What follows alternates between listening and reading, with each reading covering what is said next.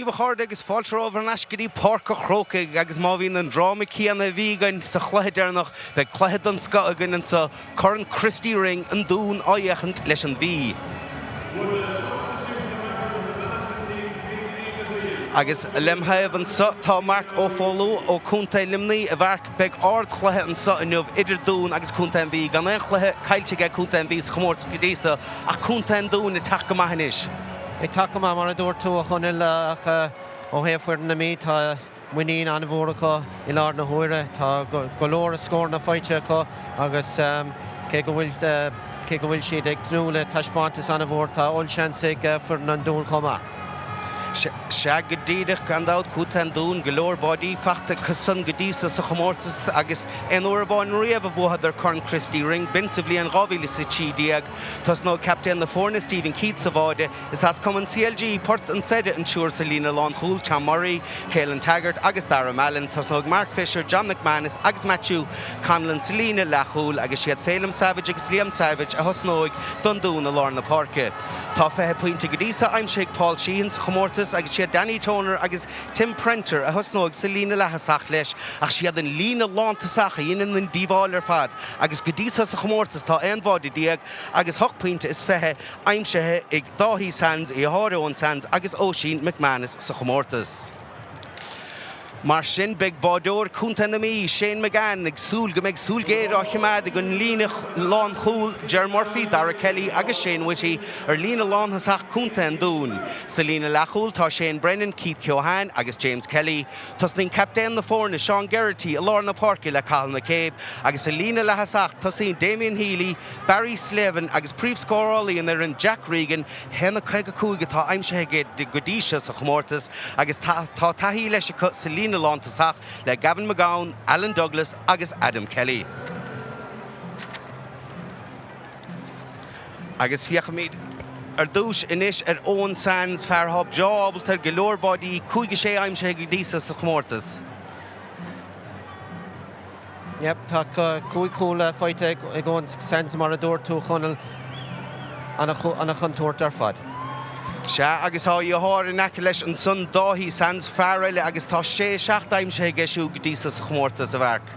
Ja, tá chum scórála cúnta an dúnach mar a dúir tú a Conall Dáthí fuair sé cúla agus seaachcúlaín anna chuntóirt ar fad agus tá sé anías na henricha cosúla leis na Sands a ag for an dún I lár na huaire. Se gandát agus gandát tá na tosathe leis ige cúnta na Mhí go háda Jack Regan fear go bhfuil hen a chuige cúig aimsethe go díosa sa chomórtas aige agus a bhharc má scaoileann le cúnta an dún muna bhfuil na cosumtóirí gimar cumá geo sé seán na pocanna saoire de cúnta na Mhí. Ó gandát tá sé anhha chun na seansanna a hapú go hana chrín ó na pocanna saoire tá gá faointe is dathid fáite an na focanna saoire im líana agus is anna chuntóirt Jack Regan gandát. Se ní leon dát fí son agus sé Sean Stack ó chumann Parnell an sa san ard chathair atá a bhail na fadóige an sa inniuh agus cuman nútála ar fad ar fáirc an Chrócaigh an sa an aimse nútála an sa san ard chathair agus sin is súil le cuimhlint úntach an son agus sné go díreach a vísa caint an son ar Sean Stack ó áclí gan dá tagann sé ó chumann Parnell an san ard chathair speisiúd a súil le cluiche mat an sa ach gan facas garút na fórna gan dát níl ein chluiche go díosa cailte ige cúnta na Mhí sa chomórtas chail cúnta an dún an chiaag cluiche an ag duine le náid faointe agus beidir gráidir son a chuoineh náinéir líris an bheirt cáú don gluthe canis ach gan dát bhí bua maithacha as baile agus iad son áíochant le Cíobháin sin der scris ar fad ar dún an gáil mar a bhís rá na hen chluiche go díosa buite ige cúnta na Mhí bhuaad ar Lúndain Childara agus bhí bua maithacha a gcuine Roscomáin agus fuair an lábhanhaachtar ar duine sa chluiche le canis le náid buinte gan dát siad dún a bhaid an chluiche le canis eile agus iad son áíochant le Roscomáin agus cúnta an dún an sa agus iad son a dul ar an núnsaí luas a chluiche sellh an clitar inise son agus aige Tim Prenter. Ten Tim Shear leis about so cho fada le Paul Sheehan chasan na park Tim Paul agus cho fada le Danny Toner agus sin builtige Danny a sin I meher fóríl a chimmert mahat son again lína le hasach ó Cúnta An Dún bhar. Immert anhar fad an róthir ag Liam Savage agus cégaribh choimmert anhha atartha Chluiche ar fóríl ag Neireann le. Shane McGann son leis a pocamach ach ten sin haris an taimhlíne agus der an mór taimhlíne go pocslas a bheith an de Cúnta An Mhí Shane Brennan take chasna chun sin a hógant. Pocamach an a hapig ar fad agus mar a dúirtú I mí ar fuan an dún go neachaigh sé ar an taimhlín agus poc taimhlín in liste Cúnta An Mhí. Brennan a hógan son agus íirecht maithage Brennan ach ní léine do tosathe Cúnta An Mhí aimseige. John McManus a tatíar son a gáire. Cúnta An Dún agus iad málar tú stíl na himmarhan son an poc garir agus an poc fada níos á úsáidicha. Is cádit sí seáistigh mí a bháide anna chosint an son again lán chulaí dar a Kelly an son dolítrum gam le scéal sé Cíobháin tá methe siar inis an son mar lán chulaí de Cúnta An Mhí agus iad son $1 an únsaí inis. Gan éon scór go fóileach ach bé ó Adam Gannon a raim seo ag seo ach íirecht a meher fóríl an son ó Cúnta An Mhí agus gá íirecht tócacha agus iad meher fóríl ó Cúnta An Dún agus Cúnta An Mhí bhar. Yeah, dácha an a fóríl agus pocamach go tapig a ríis an a thócáile ag radóiad. Seo Cúnta An Dún inis $1 an únsaí agus sin builteisteach an son acu. Shelver an clitar fós acu agus íirecht an son ar scór a sin het meheisteach a lána báideoire agus ha glantamach inis cho fada le James Kelly. Fear go bhfuil hena dó aimse ag dísa sa chmórtas agus an mód díireach a gúsáidig siúd ach níl sé pointála le sinna me háir se taimhlíne nó eile amach ag ceandacha an tóirí Cúnta An Dún agus Alan Douglas take chasna níis chun an poc taimhlíne sa a hógant. Agus sin tóca go tapagan son ag Alan Cúnta An Mhí níis I chiad de scórála an son ag Barry Slevin agus can éon dúan éachar chuirsean slitar san háir se trasnáin. Poc taimhlín anna Cluiche ó Cúnta An Mhí an son ach agus an rudatá míide in an éáin is go bhfuil Cúnta An Dún tá siad ag géirí gan líród a bóga tríd na líonta tá Cúnta An Mhí bhd níos díú. Se agus seachún inis Cúnta An Dún a sinna me háir an taimhlíne an bhauta bháin eile agus Liam Savage a bhí déireg sellbháilte an clitar an bhauta san. Agus an rudatá le feicáil sna cluichí I láthair na huaire ó thaobh seos amach donacha agus Liam Carthaigh tá na fórna go léir ag géirig pocan na taimhlíne anna hapig a hógant chun an spás a crothú agus seansna crothú dos na tosathe atá taobhiste.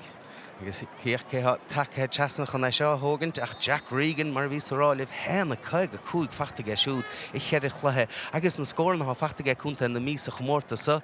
agus an poc sair tócaige siúd bhfuil sí sin builte go maithan sunnaige Jack cuman na maithas ar sin agus sin ard faointe go dóin sunna bhar. Ja, anna faointe ar fad mar a dúna mar faoit a sachan cluiche anna chruinne sig an bhar seo na pocan na séir agus spáinte sin a ríise.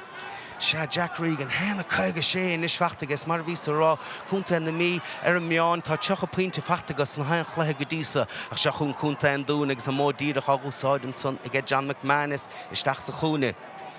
Agus an clitar fachtan son inis ag dáhí sands. Hín scutir fad chun bodí a raimsú sin a méid siar an son godíine a thar bhfuil sé sin builte go maithaige ón sands. Tá déir a muir cúil agus an chiad scór fachtan son ag ón sands. An a scór ar fad an rud a chrochaigh an scór son an líród tras na bPáirc go dtíon spás agus an a chómart idir na dratháracha an son agus an a scór ag sands rééis sin. Se ón sands leis sin agus cíimi de sotanis go bhfuil gortú a churás sólam de Tim Printer agus cíimi inis cadí anna go réitóir. Ó níl le réitóir sásta leis sin a bhfuilú teadal go tú le teachtas an na bharc nadidir. Cíimi de súla teach.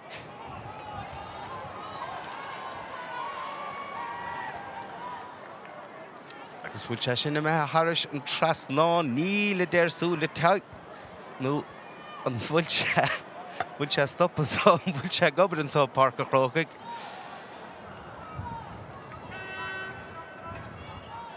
Cíimi de son an réitóir Seán Stack. Steir sé siúd leanún Tráchtaireacht leis an imirteach cíimi de san níl an puinte san cadathe ó ónsans chuisí ar fóraíl mar sin Conall An Mhí chun cín a gcónaí agus inis seo chun Barry 11 puinte bháin aimim sé go dísa a sin builte chast na talún aige smachta an sunna siige Stephen Keith mach ó fada le Mark Fisher inis leis an módíireach a sin glanta Harris a taimhlíne agus puc sleasa a bheith ann an son de Conall An Dún. Anna choimúirt a ríist ó heamh Conall An Dún anna fasán cúlbáire a Chrócaigh gan seans de Conall An Dún agus tá puc taimhlíne chuis agus seans de cholín. Se Paul Sheehan inis tá teasna chun seo thugant. Iar gáireacht go dtí sa chur ar fóraíl sa chluthe ag Conall An Dún agus sin iarracht maihan san isteach agus dain séireach chun sí sin cumata stig níl mí á cartan son nach a bhailte go maihan sanna go Paul Sheehan nach iarracht eile ar fóraíl ó Conall An Dún sin tíireacht go dtí sa chluthe. Agus an rud atá le feicáil tá contúirt an an lína in éon dófu sin. Se agus cíimiad san mar bhí Mark ará níos bmhutha sa chluthe an pacamach tapa go thugant sanna go Shane McGann. Sin builte sí sa cá agus a builte go Barry 11 iarracht a bháin chur a thar sa trasnánaige ach iarracht eile i methead fóraíl ó Barry an son. Agus ar a héamh héan agus botúnan sin ach anna choimart ó Conall An Mhí an sin ach bhí mí tar éis an de sin. Sin na métharis an taimhlín agus smachta an sanna go Ger Murphy agus iarracht mór grí teachtaisteach an son ó Ger a cha méisteach a ríise an bhálta bháin eile lána báideoir Stephen Keith captain na fórnig an dát agus an dain séir glantamach go dísa agus seachún an dún inis ar an únsaí agus selleh ar an clitar aige Tim Prenter casan seslí a bháin casan sleisí eile ach iarracht eile i methead fóraíl agus sin chead iarracht go dísa bharc. Ceir iarracht agus a ríis Deis anna bhair fad déir ach bhí mí ar nó chóir sé ar fóraíl ba cheart don imrá seo an líróid a bhoga ísle isteach go dtí an lán lína mar tá contúirtán agus tá cuma scóráile anna bhás a lán lína. Cíimiad sanna gortú across the Phelim Savage lár na huair Chluiche a chur a siúd ach an cumir go bhfuil seábalta leanún Tráchtaireacht ná tá beirt Phelim agus Liam Savage a sanna lár na páirc go beirt miror don scodin siad an nidir san obair na hain chluthe chan pacamach inis tócaigh Shane McGann agus é methe fada an bhálta bháin eile agus é Derek Jack Regan a raimsú an báltasa tá sé an Chliberton son agus céoig Shelliver sin agus é fachtaige Danny Turner inis a bag an slitar suas na páirce ach léite go maihan son aige cosantóirí Conall An Mhí ar sin agus aige Shane Brennan sé sin builte sé ar inis chomh fada le Cíobháin. Cha builte suas aige Keith ach léite go aige John McManus ar sin teasnan san go Toner. Ach dro fas ó Toner agus deanta go maihan son aige Cathal McCable Cluiche deanta ar siúd níla de réitóir leanará agus sin go díreach íon Liam Savage a dul chun cín a go dháil siar gam leis céal Pascarid Shultan son aige agus seo Conall An Dún inis agus iad a túirt fé iarracht a ríis Paul Sheehan agus an iarracht san na methead fóraíl agus inis chuig iarracht atá an methead fóraíl ó Conall An Dún. Ar fóraíl a ríis anna dhéis ar fad an son agus anna haíocht agus coimart an son ach chuig sé fóraíl a ríis. Nis seo chun Conall An Mhí an pacamach built an son aige Jack Regan agus é sin builte isteach aige Jack agus an tíúireacht chuir mún sa ige Conall An Mhí agus golóir iarrachtaí a methead stréir an dáir in na sog go dísa. Stephen Keith inis a teachtamach go dtín glíhansa an bhálta bháin eile. A builte fada aige ach léite go maihan son agus deanta go maith aige Shane Brennan. Teachta gáir ar siúd tá Barry 11 puinte go dísa fachta aige Barry an módíireach agus sin passas glóiteisteach sa chúna chomh fada le Alan Douglas inis. Glóir obair le déanamh aige Alan Douglas tá morí á dheachant leis ach pas glóite teasna an son agus é sin builte an son chomh fada le Adam Gannon agus an chiad scóir don gluthe fachta aige Conall An Mhí tíú scóir don gluthe fachta aige Conall An Mhí gam leis céal. Anna fás an so díreach go dtí láh Adam Gannon agus díreach ar an trasán anna scóir ar fad strachaíoch an ar an gúil agus chuir sé díreach ar an trasán go slacht for é. Bhín cinnte agus Stephen Keith inis sin a buile an clitar amach fada an báltasa. Cá dite sí sin agus deanta go maihan son aige Conall An Dún is iad son inis díreach an chiad scóir don gluthe a raimsú a chiad amach tíar leis a báltasa. Agus é sin blocáilta síos agus é blocáilta síos bhfuil a dar a bálta. nó a leabhlacáilta síos cáidir ag slitar a báutasa. San na hellibhan sohanne aige óní ó sin gam leis céal McManus. De réiteoir go gur sé siúd slitar thar sé taobh lín agus gaban McGowan take amach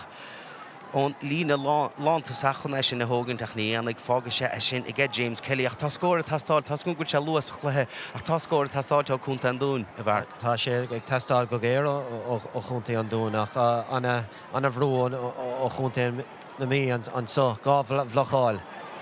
Agus íarach dúntaach isteachchan san agus deanta go maithaige Damien Healy a túirt fans beag an ardó siad an bratbán Diana siad agus inis tá chead faointe ga Chunta Na Mhí. Tá agus an rud atá spéisiúna go bhfuil Damien tá sé tar éis dul go dtí an lán lína tá sé go hana cóchtach san éir agus tá sé do buint úsáidas. Se agus an bhóta bháin eile ten Stephen Keith amach go dtín glíthánsaach an bhóta bháin eile tá léite ga cosantóirí Chunta Na Mhí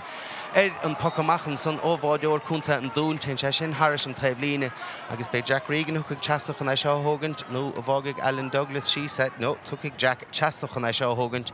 agus tá sé seo puintála beidir go chuch sé seo Harris a trasnáin ach beidir go me sé a lorg leis de cheann do tosathe Chunta Na Mhí. Puinte bháin go dtí fachta Jack Regan ten sé teasan na páirc a chana chosantin son ó Chunta An Dún bhfuil clitar fachta naisige Regan níl a fachta naisige Cathal McCabe inis ú súsáid módíach ag sin pas glóte isteach an son chomhfada le McManus a túirt fan spreocha a sin buailte go maithaige an bhfuil ach deir an muir cúil go sé sin na metheir fóraíl mar sin cheadíireacht a metheir fóraíl ó Chunta Na Mhí chuíireacht ó Chunta An Dún chluiche ach níl na tosathe mar go maga dí san níl sé puintála róin. Níl agus ceann amháin fóraíil ar thaobh lábhaíis agus nílam cinnte bhfuil deachrachtaí ag na tosathe ó thaobh an gcuide tá sé ag séad ó hálas a bhus agus tá go leor iarachtaí ag dul ar fóraíil. Tucamach tócan sanna ga Chunta An Dún agus ten sé gurím glíthán eile an bátas agus sellibhar clitar buite ga Liam Savage ten sé siar leis Liam chomhfada le Matthew Conall Matthew Conall a bhfuil an clitar isteach a bátas nach drothíireacht ó bhaitiú agus seochún inis Chunta Na Mhí agus James Kelly agus an módíireach á úsáide ga James agus é sin titiiste inis agus cadíannig McManus leis an íireacht agus he dul ruthar inis deanta go maithan sanna ga McManus a dúir se bháide díannig sin báide don scohann san gamna scéal Adam Gannon ágaimsún san do Chunta Na Mhí. Nach chríoch ar fad fuair sé sellibhán clitar ar an gúine agus ri sé díireacht tríd cosantóirí an Dún agus an chríoch ar fad. Se beidir ná bhíh tamhaí róthasta leis an cosantin son ach ní chuir sé sin isteach námach ar Chunta Na Mhí agus inis tá héna héan fachtón imirt ige Adam Gannon agus cuman amachasa ar Chunta Na Mhí agus cíimiad sa íireachta níos ó Paul Sheehan a chorí sé sin i metheir fóraíl agus duinem semach go bin sé íireacht ar fóraíl inis ó Chunta An Dún agus tá scóirn a tastáidthe go tappaig. Tucamach tappaig tóca ga Shane McGann ach beidir gur sé sin róthappaig agus níorbh Damien Healy ábalta an slitar a smachtú ach tá na scóir na tastáilt ó Chunta Na Mhí agus iad a gimmert réúnta má ach níl sé ábalta an scóir na san a raimsú. Níl an rud atá spéisiúna go bhfuil an lelína chun tosaigh Chunta Na Mhí tá siad é dridim siar go dtí an lelína ar chóil agus tá siad a fágáil spás os cór an lán lína agus tá siad a fágáil spás agus ag tapú na seansanna. Se agus rís sellibh buite naisige Chunta Na Mhí cúpla secondó sin son bhí Ronan Sheehan banistóir Chunta An Dún ar damta ar chosantóir Chrócaigh Diarmadó Súleháin is speisiad san dímách leis slíg bhfuil an chláis ó tosna agus an clitar buite seacha dain séireach agus de sé ar bháide Chunta Na Mhí agus a ráisí táisteach nó cadí anna go réitóid agus puc éiricha tá brunta an son Alan Douglas I ddíarach an clitar a smachtú ach tarangaí a chuna talúna níorbh an dárá gan réitóid a bhar. Ní raibh tá sé sin tiltte Chunta Na Mhí agus an rud céine tá le feicáil arís mór an spás os cór an lán lína Chunta An Dún agus ní léon cosanta có agus nuair a héanaan an slitar isteach tá nábhanóachtar ag na tosa Chunta Na Mhí onas go bhfuil an spás có agus tá an puc éirice sin tiltte agus seansa arís don bhí chun bearna mór a chruthú idir na fórne. Se agus ní leíach leis gamla ní míad fiúháin leislí tí de chiad lehansa agus is socha go bé Jack Regan thucha suas chun é seo thugant má raim sin sé seo séadú nach sé beag de buinte idir na fórnach ní bheith dar melin sásta leis slí go ngear Alan Douglas leistigh de an son thuair chánig an clitar isteach aige agus ní bheith géon dáin echar Jack Regan leis an éireachta. sé bhorm sé go bhfuil lochbanistíocht An Mhí rudé ar an dúin rudé gan íanamh inis mar tá na lábhanúachtar ag an ná nína agus tá istruchána déanamh có tá na cosa ag na tosa agus tá siad níos cóchta cumá. Jack Regan in ish Michelle I'm sure Cadémar Savalton son the stake Ige Stephen Keats agus Peachul Chema Irish Tavline Beidir go Conall An Mhí score so Action Savalton scon so fiach me the reach out of arc. Anna Haval ar fad cénach raibh sé ag taistil go hanna tapig anna Haval ar fad. Rinne sé botún tar éis sin ach an rud is táchtaí ná rinne sé an rud bathachtaí an tábhála dhéanamh agus sean sa rís de Conall An Mhí puc seaca cúigáil. Níl sé anna éasca tá féchant ar na bratacha tá siad ag séide agus sin é an puc éireach ar rís. Sin Savalton Scotland son the Sigmar go raibh sé buailte go maithan sanna go Jack Regan a cíimiad leis go bhfuil Comhlaid a rís á chuir Stephen Keith an bindalán mór san timpeall ar a chos agus níl sé a bogad timpeall go compordach go dísa ach bí siúrálta sé captain na fórne agus ní hastóg bag siúd an Páirc a rágant ach deis is go Jack Regan puinte eile a raimsú go dísa. Agus an rud bathachtaí sa foc éireach sin an áde ba chearta don Cúlbar chun an hot sábhála dhéanamh, ní raibh sé íseal in éachar nó ní raibh sé ard chumá. Cíimiad is anis Jack Regan á Chrúchaigh puinte go dísa fachtaige ó puc saoir héna chuige sé go dísa sa chomórtas chur ceann eile leis sin thug héna chuige seach fachtaige agus 8 puinte in na fórne. Ja, bearna mór idir na fórne inis agus tá tachtaíor an dún tá sé ag testáil go géir uatha. Agus is tócha leis a bhar cénáfuil se ó láidir tá cuair na gaothaí le an Conall An Dún sa chéad le mar sin tá scóir na tastáiltmhatha son deach James Kelly a gúsáid an módíireach an bhálta bháin eile ach an tamsa tá lán chulaí ar dheis Conall An Dún tamarí olbha son tin sé séir leis a clitar ach brú áchar san aige tosathe Conall An Mhí ar an lán chulaí céil an tagart agus buite neis an bhálta bháin eile chu Barry Slevin I gimmert go maga dísa Barry and Clibberton son agus Danny Toner dear an shell of a walk international son do Conall An Dún dead on more Taiblina go session gunne the Emirori Conall An Mhí agus puck Taiblina vegan the Conall An Dún Liam Savage inish a fiachar sin is an of a Harleen Shavark ach tá beag na hochnomet diag mes headlands agus ní lane score fachtige Conall An Dún Níl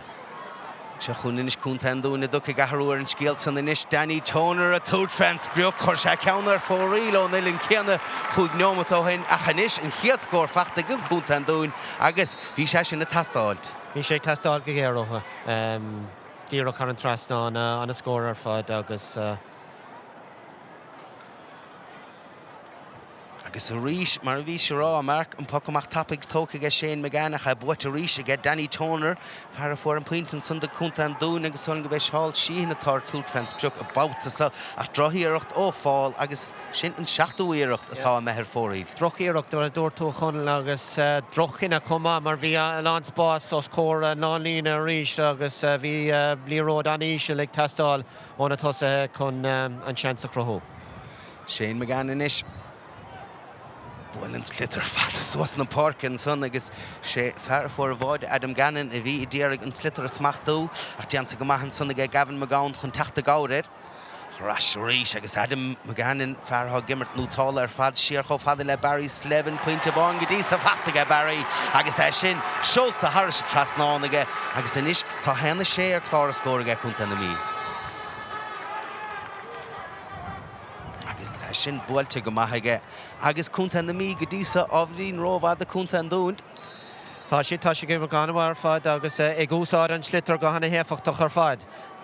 Se agus bhí captain na fórne Sean Geraghty caint láirn na seachtaine a fiachar seanis le nóí reglas an nimmert mar tá Damien Healy sé sellbháiltear clitar cadí anna selles an íireachta túra sé fé bháid ach sin sábháil teile a bag an mádór agus deis úntach an son ige Damien Healy bád ihre dó a raimsú de Conall An Mhí a chu rís stig sa bháide Stephen Keith. Díreach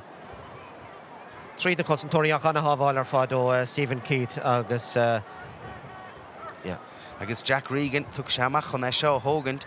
mórach an báideoir agus captain na fórna Stephen Keith ba chábháil de eile cúnta an dún agus bí siúrálta gomacha chléasach tíoch na mar chomórtas. Ja, na hespáintes ar fad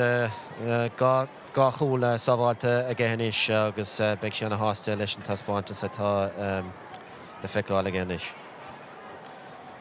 Cíimiad is áis Jack Regan or se ceann cúpla nóma dóthain bhfuil sé sin bhailte go maithnis sé go marc tá agus an fearsa má dhélann tú puc sé leistigh do le féin geo sé na pointí róibh.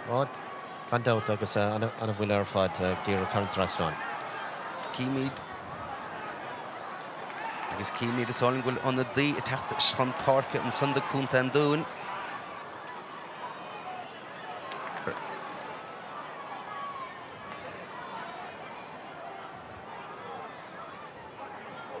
agus seachún inis cúnta na Mhí ar an ón síf ar thugin mar tanna bhagad dísa James Kelly agus éis an seolta isteach i gceisiúd go fada le Damien Healy bhí Bart deis ag Damien ar bhádaí cúpla nómta gan scéal le Gavin McGowan leis an íarachtain a sinna methir fóraíl. Agus cíimiad an teach chun Páirc atá cahall culture agus bhí gortú carasta félim Savage Luan son a saléir náfuil sé ábalta leanúnta raig cailúnta cúnta an dún ach be cahall ábalta me sé ábalta an deisá a hapú de cúnta an dún agus iad san iad sa a thuirt ar neis sa chluicheann sa. Stephen Keith inis leis an pocamach a choríis é sin mé thar an taimhlína sin deanta cúpla báta ag Stephen Keith agus níla pocamach a gobar de cúnta an dún go dtí sa chluiche. Níl sé gobar an éachar agus tá cúnta na Mhí tá siad agartha go léir chun chosaíanamh oscórna pocanna amach agus ceann amháin thar an taimhlína arís bhain táiste do fuir na Mhí. Se James Kelly fear go bhfuil hena dóim sé go dtí do cúnta na Mhí go mórtas Christy ring na bliana sa. Sin builte go maithe gach glantamachchan san na bhfuil ag cosantóirí cúnta an dún agus cho dachar a sellh bháilte a slitar a fachtaige Jack Regan. Fear go bhfuil tíofaointe fachtaige ó pocan na saoire go dísa sin seolta teasna na Páirc ag siúd agus pointe don Scotland son ón lethúlaí ar chlé Shane Brennan agus obairúnta choríseo Jack Regan an passan a thuairt go Shane. Yeah, anna líróid ar fád trasna na Páirc agus cé gur fuair Shane Brennan chuir sé dír chu an trasnána anna scór ar fad. Se agus fiachar sin iad a methe fada an bhálta bháin eileach Darry Kelly an lán cholíonn san hir ach dro feas ó gara agus níos deis a gce cúnta an dún agus a gce Danny Turner pointe bháin aim sé gce go dísa do cúnta an dún agus an tarna pointe fachtaige agus sin fear thugin mar tanna bhd do cúnta an dún. Tá sé nuair aon sé seans chuirn sé an trasnána so anna scór ar fad. Fiachar sin gan éana in éair timppla le Shane Brennan a fear a fuair scór do cúnta na Mhí go dearnach cha builte stachan son ag Shane Brennan Adam Gannon na ddíar an slitar smachtú níorbh se ábaltéir agus níos Dara Mellon pas glótin san seolta go fada le Liam Savage a dul ar ruúthar bhfuil chalís déantar Liam Níla de réitóir ach sin ord chosint an son ag cúnta na Mhí cé go bhfuil sellh buit an eisiige John McManus ach fiachar a brú a bhar atá cosantóirí cúnta na Mhí a chur a rimiróí an dún na bhíon na sellh a son. Tá difriocht mór idir na tacticí ó heh an dair tá cúnta na Mhí idir siar mar a dúirt mé agus tá gach imróir an dún nó a bhain sin seirbh léir tá siad faoi bhrú. Tá go dain agus candát is a churann Joe McDonough a bhí cúnta na Mhí ag mar san nidig chailedar na hen chluithe go dísa ach bhíidir ag mar go má agus séadsúd an furan is iard atá an sra náisiúnta das na fórna bhí ghlach apáirt an son nach sin builte thar sin trasnáin an son agus pointe an Scotland son i gce Mark Fisher agus a tíú faointe fachtan son a gce cúnta an dún. Mar bhí ar 100 síos a bhar ó Joe McDonough na ag beidir bhfuil seidir levéil ábhrí níos séir den ná cúnta an dún. Beidir tána himáthe ag fuair an dún ach mar a dúir tú cúnta na Mhí ag immert ar levéil níos séir le gáin ó trí bliana nós. Se agus se chun cúnta na Mhí an bhálta bháin eile sellh clitar san ag Shane Brennan amach ó fada le Gavin McGowan in is bhfuil an clitar cho fada le Damien Healy ach teasár chosint an son ó cúnta an dún a choríis eile na héanúir go díalann sead an slitar san na lábhseáil suas na Páirc ní sead ábaltéid agus seachún in is slevan lena iarracht agus é sin na methir fóraíl sin éon tíú iarracht tá chur ar fóraíl i gce Barry Slevan. Cíimiad san cúnta an dún leis le hen dó tí cad cúise seacht iarracht ar fóraíl sa chéad le cíimiad san Diarmuid Murphy ní bheith sé siútásta leis an iarrachta ó cúnta an dún sa chéad le. Cíní de Ceannais. Cluiche dentan son na deire réiteóir, pug séiristeach a bheith ann de Tugann An Dún, spéisiad ábalta an bearna san na chungú ábharín. Agus tá Conall Dún tá siad tar éis socrú síos tá sé gimmar divad níos fearr le cúib nóméad anuas agus mar a dúirtú beag an carraigh I bhd níos ásta inis. Bheith sé ní leon dátaí san na bhharc. Agus ní bhhailm gomach sé siúd buililm dá mina dul seach go seomra festis ach ní bheith sé builin sun le Páil Sheehan mar sin pug séir don Ceannais agus an dún inis sé fás an eiscle ach tá cúpla scór wathe rimis le hama. Sin builteach inis ige Shane McGann.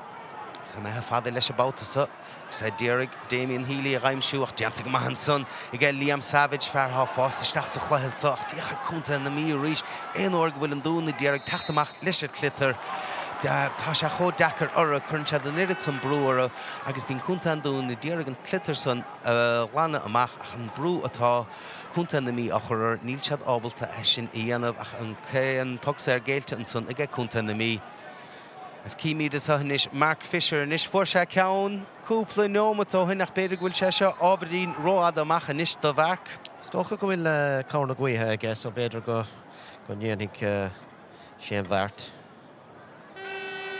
Cíní de San Mark, pointe bháin aimse gehfuil cuman na maithe a gceann san níl agus sin iarracht a bháin eile tá a metheir stré. Hochtaí iarracht a metheir fórílann san ó Conall An Dún sa chéad le agus beisiad chodíach lei sin mar dámach fiú bháin ledas na scórna san fachtacha bheith cuimhlint úntaach againn ach nílig chluicheach seachna go fólach.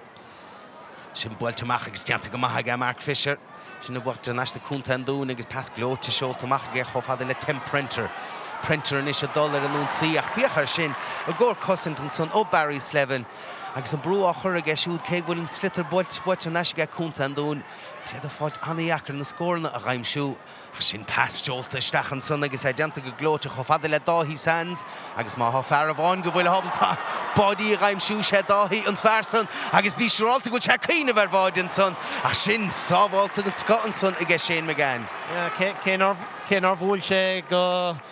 hanna hapige an haváil ar fad ach an rud atá le feicáil inis ná an contúirt nó an dainséir atá I bhuireann An Dún Salán lína ba ceart donna na himróí eile an líród a bhoga isteach go tapig agus go híisiil agus trothóigh siad seansan na tar éis sin.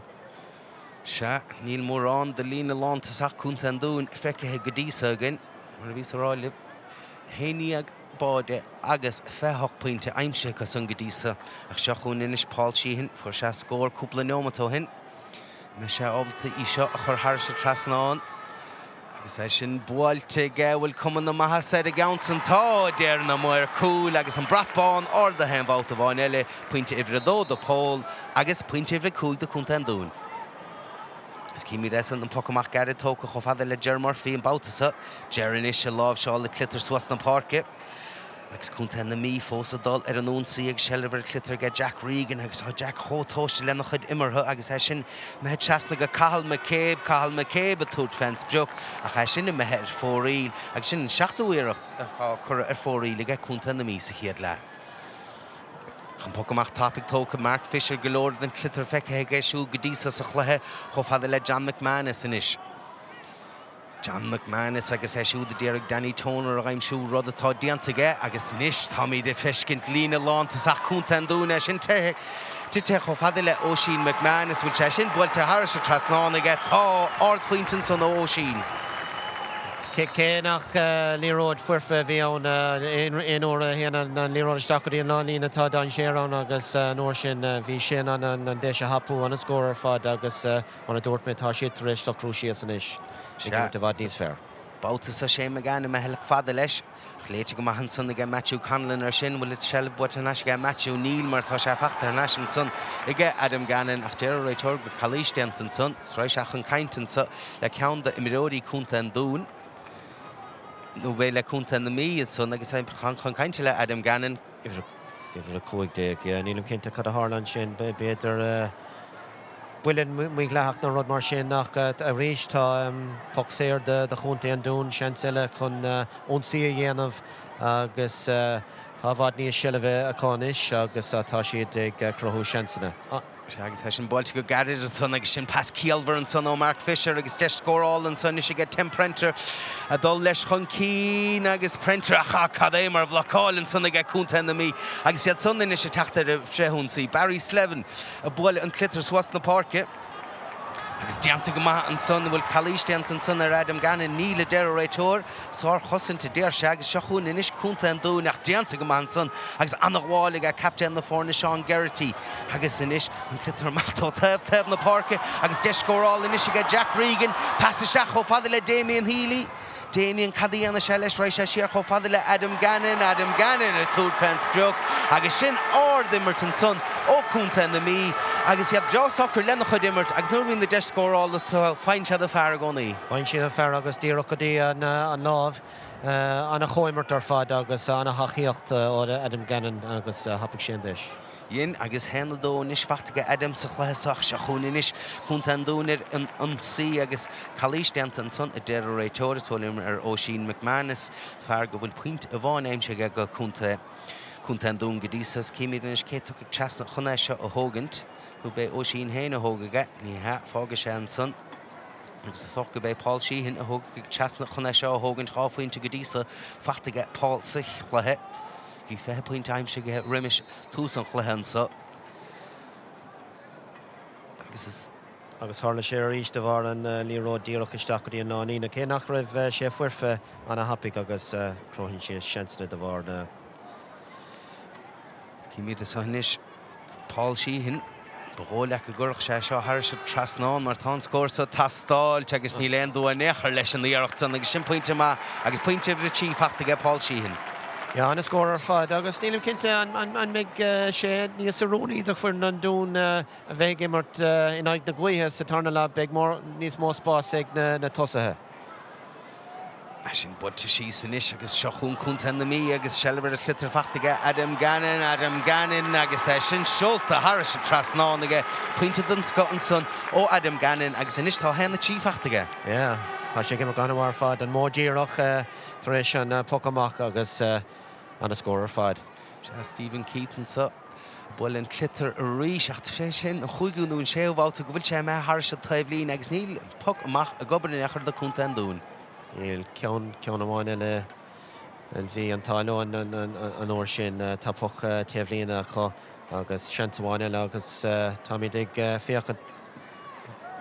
féchant an is ar an lethlína ríis cúnta An Mhí tá siad go léir sa lethlína chun chúl agus tá lán spáis os cóirla an lánlína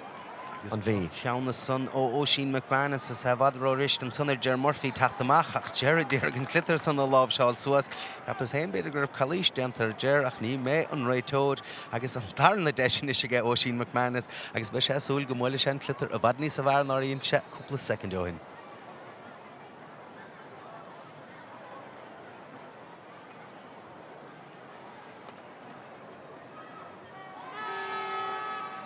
McManus a bhadní sa bhar agus fanna sé seo sa stig agus dain séansa do cúnta An Dún agus cadí ar go réitóir puc éirice bruntan son ón sans tarcha chuna talún agus caafar bhíochantar sin a ríis a bharc. Níl cinnte faoi sin an éireacht ar fad an taobhlína, ja. Stocha go bá tharg sé chuna talúna. Ní raibh mór an i mthirim se lag íireacht chun gramúíon agus i mthirim ach ní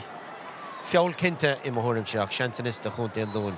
Seaar go bhfuil sí faoin time sé go grísa Paul Sheehan agus tuaireach sé seo spreagad do cúnta An Dún rimis le hama an báideoir me hen tlíimí cheart agus sin puc éirice don sco ó Paul Sheehan. Ja, anna chúil de chunta An Dún agus an tám a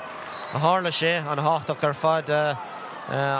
scór anna chinúnach ar fad agus tuaireach sé sin spirid de chunta An Dún rih deir an chéad le. Ní léon dáteach go níana sé níl feic ach scór a bháin atar an sa agus bhí mar árá mis go léhhar. Báidí a bhú an chluiche agus tá cúnta An Dún job tar bháidí a ghaimsú a Adam Gannon an son Chluiche dianta ar siúd agus deisian is a Jack Regan agus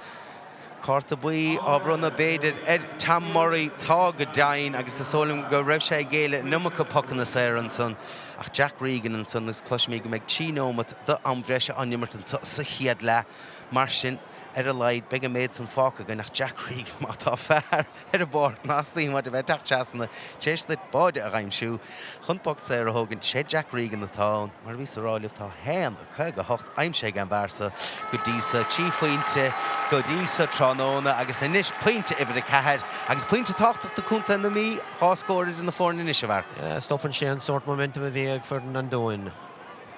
Agus é sin builte síos na páirc inis agus Liam Savage san ggéirg sellh bháilte ar clitar mar thar se taobhlína Danny Toner take teas na chuna a thógant ach beidir go bhága sé hísa de Oisin McManus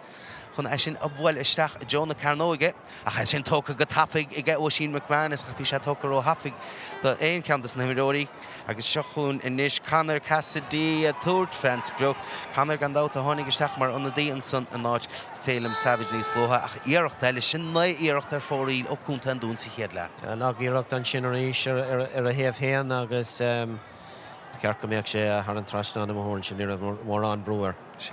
Agus cór na gaotha gcónaíonn sa ige Conall An Dún sa chéad le cén áfuil an gaith choláidir san cheartná bheith tún chu róbhór a gin gaith céan idir gluthe ach se chuún inis Dara Mellin u bhfuil clitar teasan na páirc agus sin pas cíalmhar stechan son nach níl sé ábalta ón san a raimsú le sin. Trochinna an sin bhí radóíag sé agus pasláh a bhí tastáil an uair sin díreach go dtíobh dóíag agus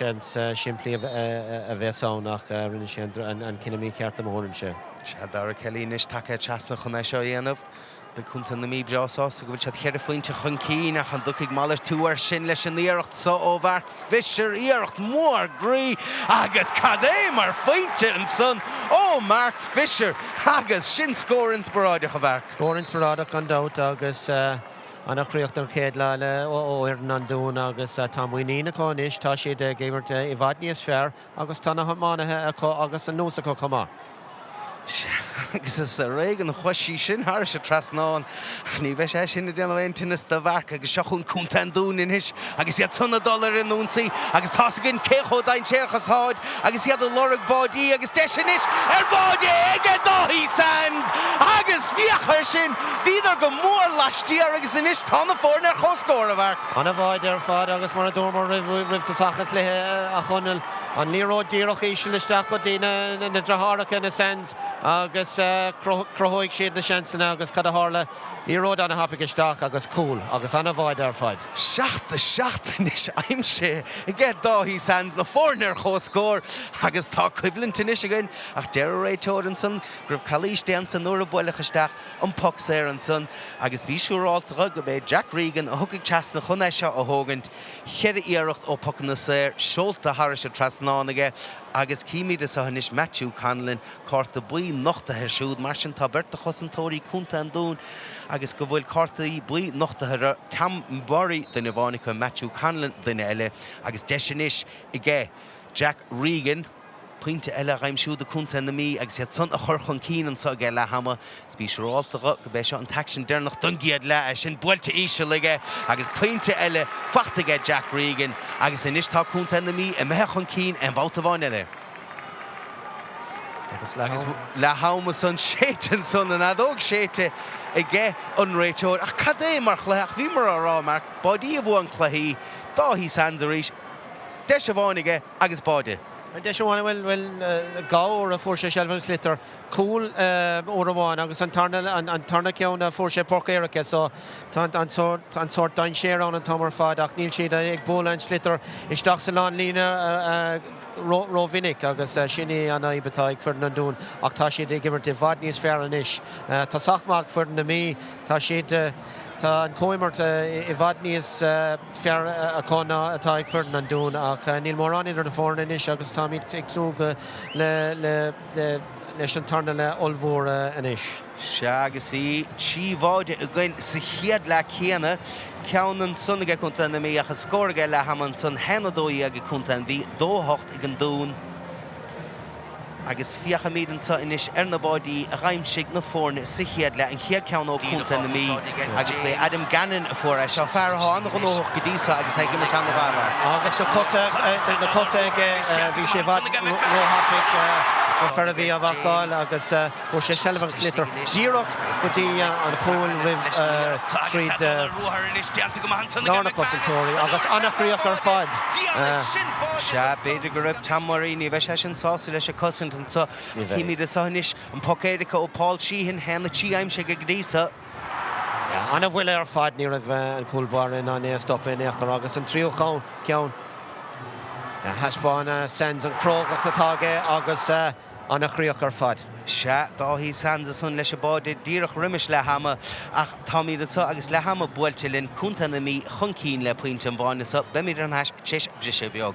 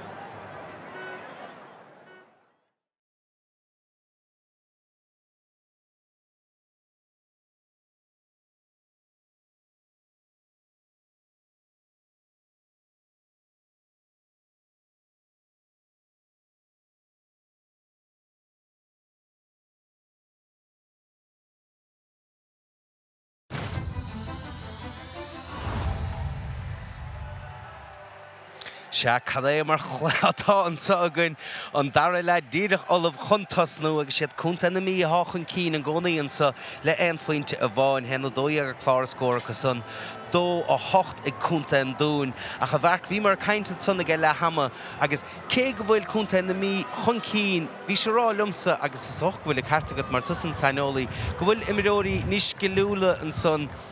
ag cúnta an dún ná cúnta na mí socha. Ja, tá na hamána cúnta an dún tá sé aniscilúil ar fad cúnta na mí tócha go bhfuil siad beagáí níos láidre agus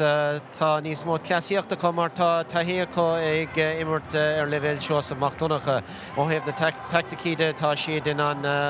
boga siar na páirc agus comáile sin ag buintúsáid as an lámh séar chomá ach ó héobh scilúilde gandát tá an dún tá siad th bar ar fad. Se an dara leat de chun Christy ring an chluiche canis le tasnú an sa bhí chun cín hena dói agur chlár scóra san agus dó hocht an son I g cúnta na mí scíimi de san James Kelly teachtamach go lár páirce don go hafhisteach an son agus deanta go maithan son I g Liam Savage. Liam bhil an clitar san chun cí nach léite go maithan son I g Cíd Cíobháin ar sin sa bhailte suas ard I g Cíd agus fachtan son I g Mark Fisher fear go bhfuil ráfuointe go dísa fachta get sa chluiche chuir sé iarachta bháinir fórí ó pucséir. Cha sin builte teastan na páirc inis go dtí Matthew Conall. Matthew leis an módíireach ach cúnta na mí na rúiseach an son agus sellibhar clitar buite ar nás go captain na fórne Sean Hegarty. Téann sé sin siar chomh fada le James Kelly iarracht mór ó James bhfuil sé sin builte hartstraán níl deanta go maithan son I g Stephen Keith bhí rá hábháilt úntacha gas a chéad le ceann ó Puck Éirice mórach son bach cúnta na mí a bhd chun cían sa. Cíimi de sahanis cúnta na mí sellibhar clitar go son. Scíimi tá athú bháin to get cúnta na mí an son a don dara le Nicholas Potterton take Ceannais not Barry Slevin cé gur bhráfuoin te fachta get Barry sa chéad le ní hen drohamiróra Potterton mar go bhfuil fuair sé siúd an bádi cinú nach go gine duire socha ní bháil cúnta na mí a chur ar bóthir na maithasa iad. Agus anna bháil arí seo Stephen Keith an uair sin tá gá chúl agus colín sa bháilte géis tá sé gimmar tar bar ar fad. Cíimi session builte suas an son I g cúnta na mí a g cúnta na mí gandát Mark Patterson takeisteach an ná Tom Murray fegribh cárta buífachta g sa chéad le do cúnta an dún agus deiscóráilta an son a g cúnta na mí a cha sin cura ar fóríl an son ó Cathal McCabe chuir sé ó dhearracht leis ar fóríl sa chéad le mar sin tá seachtaí dhearracht an omláin cura ar stré I g cúnta na mí sa chluiche go dísa.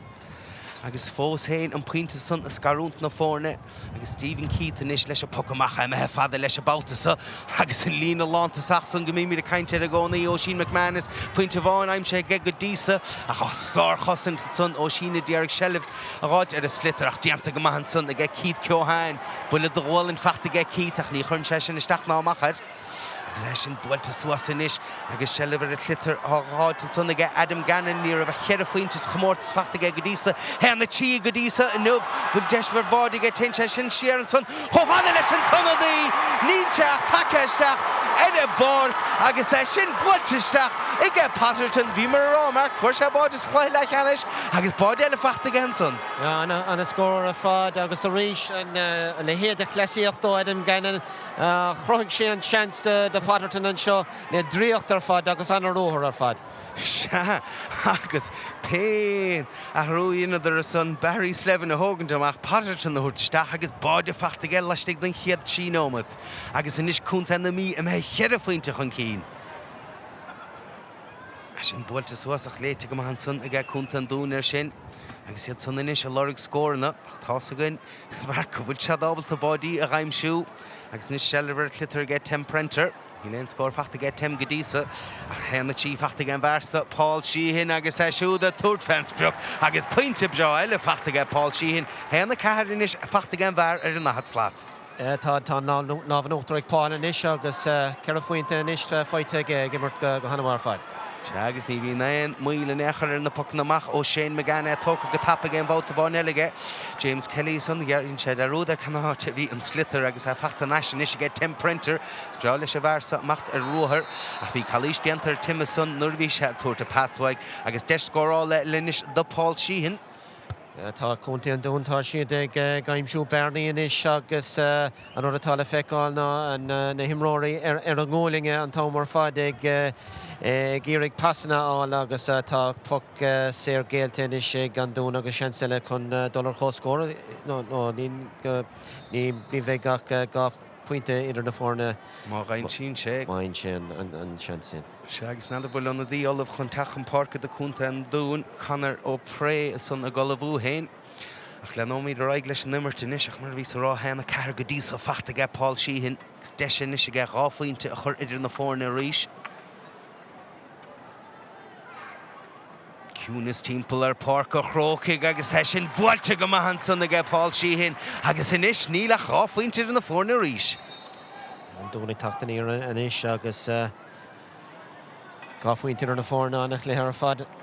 Agus an módíach a úsáidetá ge punta na mí agus McManus a go scéad am ganan na son nach sin blocáilta sísan son agus é se fachta na ge Walsh a caiilte a go ge Paul Sheehan gam le scéal a caiilte ge Sheehan agus a fachta na ge Cíobháin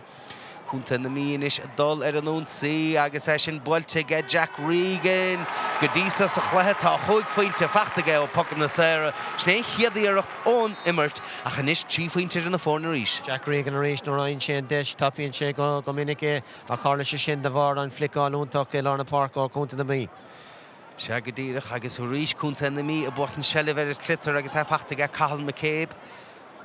Tá sé téis Tuaird feáíarach go dtí sa chluthe an dáíarcht tunna methir fóraíl. Ní bheith sé sinna chuirteach námachar má ganan an scór mar seo. Dar Kelly inis a lábhseála clitar suas na páirceach sé an lán cúla eile cail an tagart a bhí na rúiseachta an son.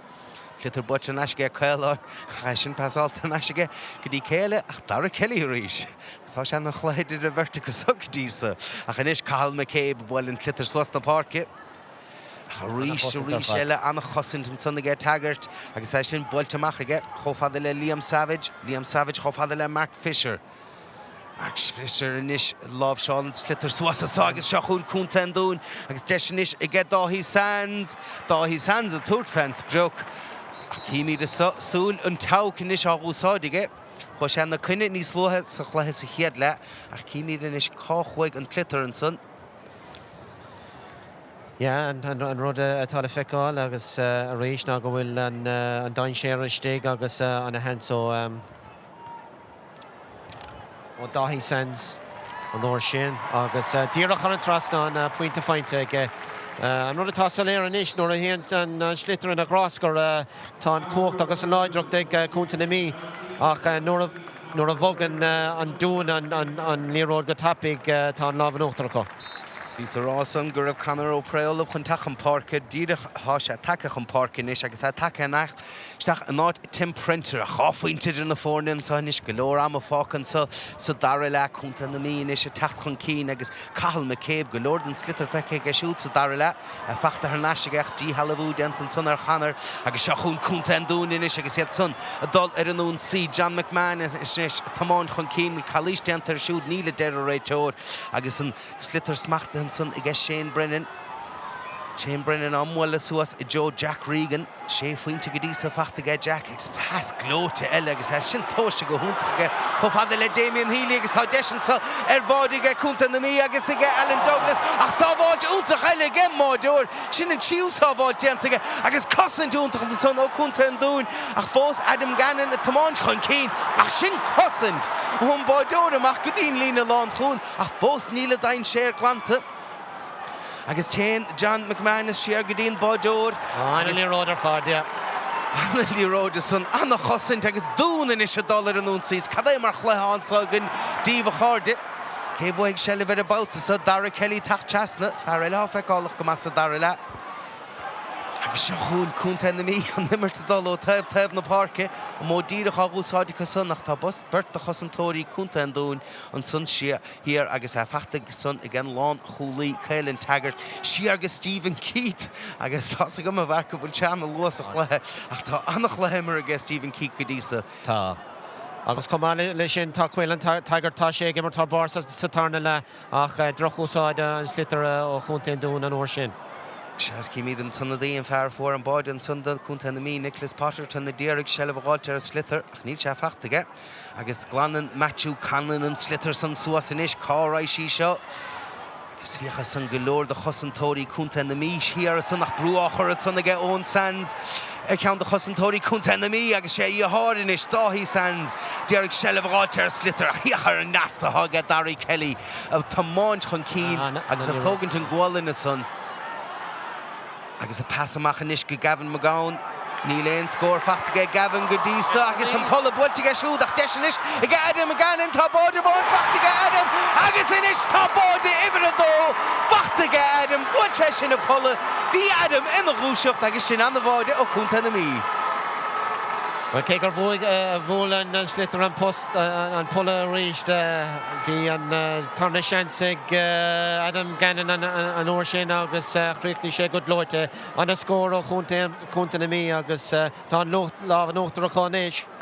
Se agus cheir faointe bhí aimse go Adam Gannon go díosas chmórtas agus cadémarch le canisá sé mar agus dótí raimseige ach an tunna daon sa agus sé canar ó préúirt fe ach puc séir Galt ar Cook sé tu a generator an sun agus bhfuil se chundal chun caint an sun le ceann imiróí cúnta An Mhí. Cíime go dtíreach cadáíon a bh gceach sé Paul Sheehan fearra le hapointála go maithanmh. Agus tu sé sin teasna chun é seo ó thógant ach sin báide beidir cinúnach de cúnta An Mhí tá an gúil se luas a chluthe ach dó sé díag sin 6 pointe díag agus tí a tídíag sin 3 pointes feige cúnta An Mhí mar sin chuig pointe idir na fórne. Paul Sheehan go díosa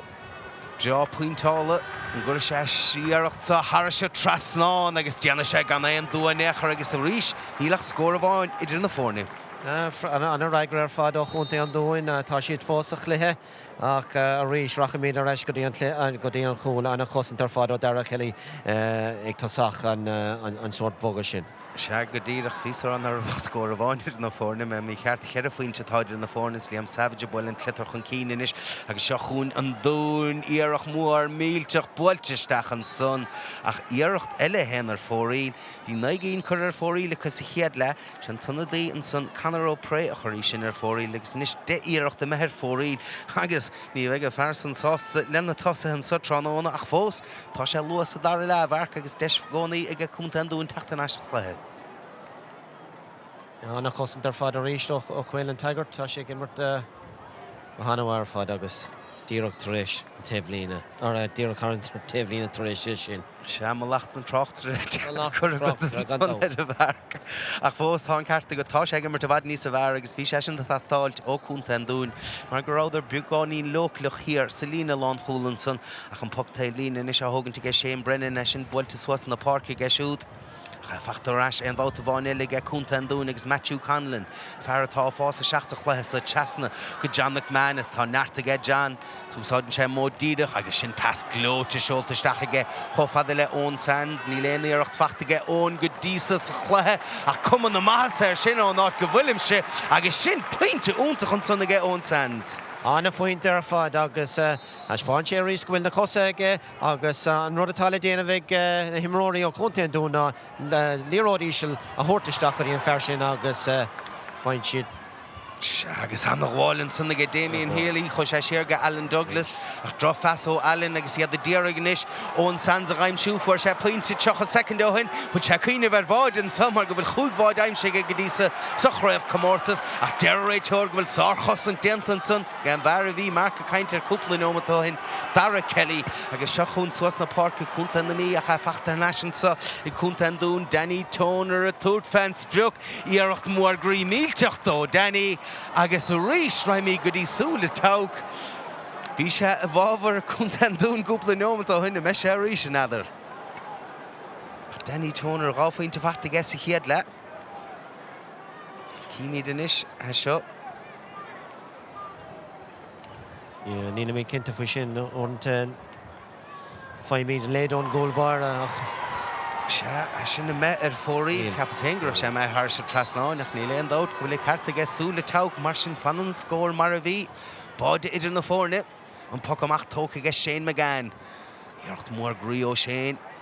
Agus an gháil an son istigh agus cúnta na mí inis go leor de chosantóirí cúnta an dún timpeall an son agus seo chuún inis an tonadaí an son Gerard Hughes. Shelf caiilte geisiú a cha sin builteisteach agus ha bhadró esc an son de Stephen Keith. Is cíimi de son déire canar pré a ghaimsú. Níl canar ábalta sin na smachtú ach céhí takeamach an son nach Oisín McManus. Ní hé Oisín gam na scialcha fear bhfuil hena henaim sé go dtí sa dáhí sands. Gus an puck taobhlín ina seo thógant. Canar ó pré.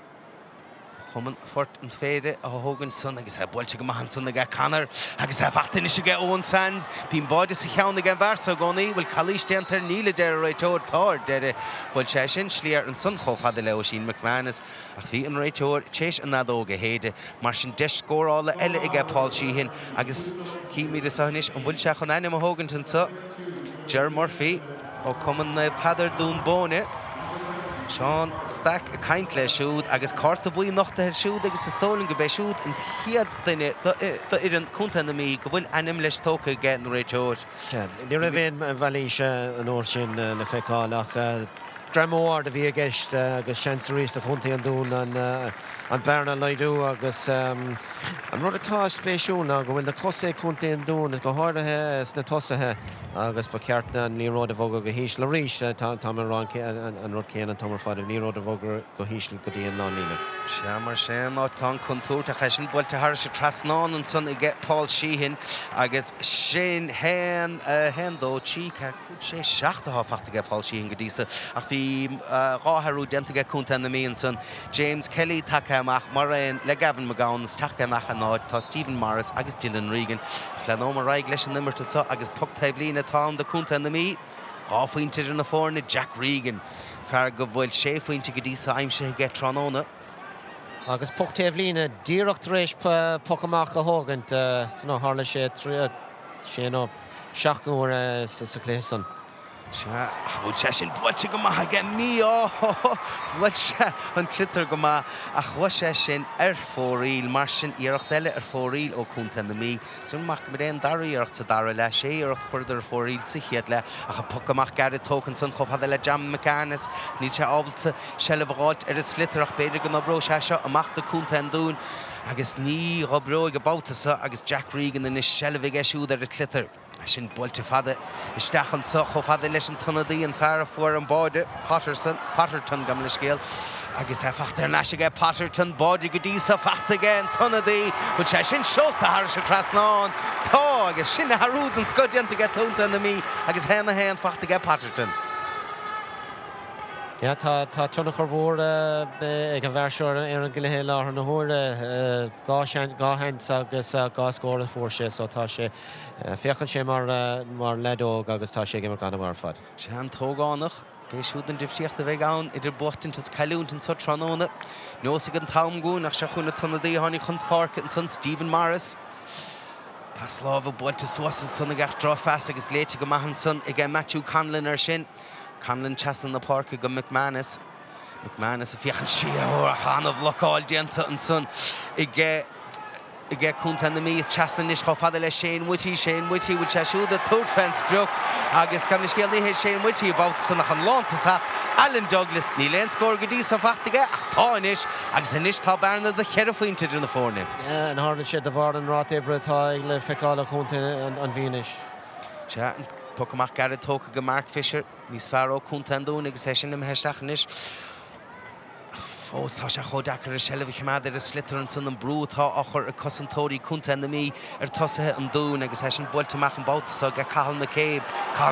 níos suas chomh le Adam Gannon. Tá an fearsa ar lasa trónón Adam Gannon dulchan cín a Cluiche déantar siúd i deireadh réiteoir agus beag puc séir an sa inis do cúnta na mí ach Adam Gannon tá sé go mar nútáil ar fada bharc. Tá racha dhéanamh